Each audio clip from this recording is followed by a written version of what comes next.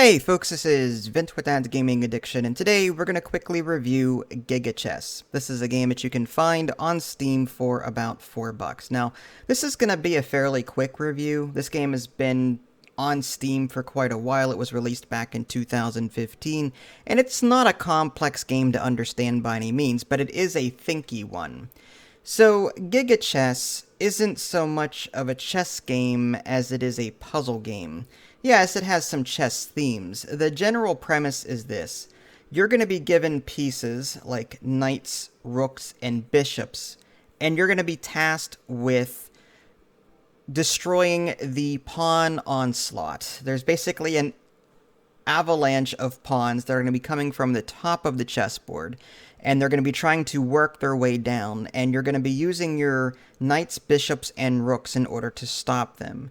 Now, there are power-ups along the way. For example, you'll be able to lay down these landmines, for example, that will attract nearby pawns, and they'll blow up as a result. You can also put barriers down to stop pawns from advancing.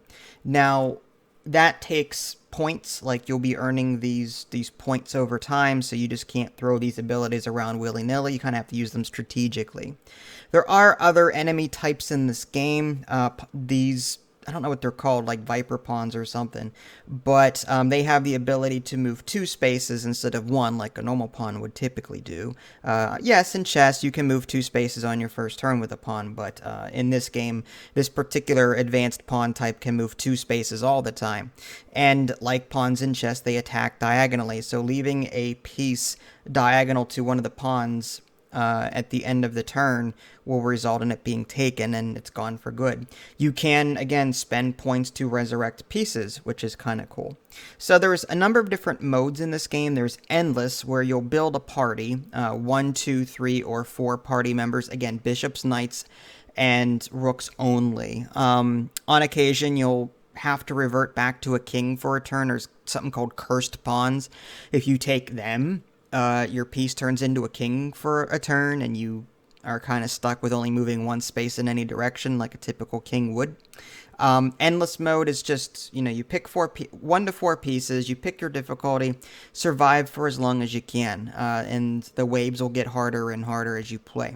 There's Puzzle Attack, where things are more scripted. You'll just have to try and complete the puzzles and take the pawns in the least amount of turns possible. There's the Knight's Dungeon mode, where you're tasked with touching every single empty space on the board. It's not a typical chessboard, though.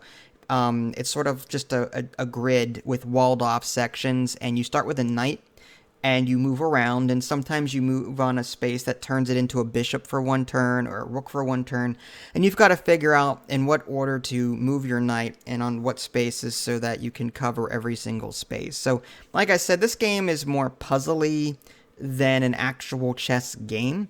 So, for those of you chess players out there, you may be a little, disappointed by what this has to offer. But that being said, it's a fairly decent puzzle game as it stands. I like the whole idea of, a twist on chess, as it were. I mean, if you go to chess.com, they've got Fog of War chess, and they've got, I've been playing, there's a chess variant called Bug House that I remember playing as a kid, where there's teams of 2, and you've got 2 chessboards side by side, and any pieces that you take of your opponent, you can give to your friend, and they can put it on their board on their turn. It's really cool.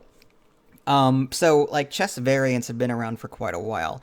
So, Gigachess, I'm sure it was bound to happen at some point. And again, this was back in 2015. There are other chess games out there that are on Steam that have a similar puzzly theme to them, and maybe I will review them in the future. But for right now, Gigachess isn't bad. I would definitely, recommend it for those that like the occasional puzzle/brain game. If you're interested in actual chess game, however, I would still recommend chess.com as your go-to. But if you're just looking for a casual/thinky chess puzzler with no fancy bells or whistles. Like there's no like roguelite mode where you're constantly upgrading. There's no progression. There's no reason to, complete rounds and get the highest score. You know what I mean? It's just for achievement purposes, really. There's no permanent progression. Leaderboard's great, fine, but I don't care about such things. I want progression. I want to upgrade. I want to get better. This game is just more, puzzles. If you like that kind of thing, then yeah, sure, check this out. Short and sweet. If you guys haven't already, subscribed to me on Twitch and YouTube. That way you can stay up to date with any new content I happen to publish. This is Vince, thanks for watching, and I will catch you guys next time.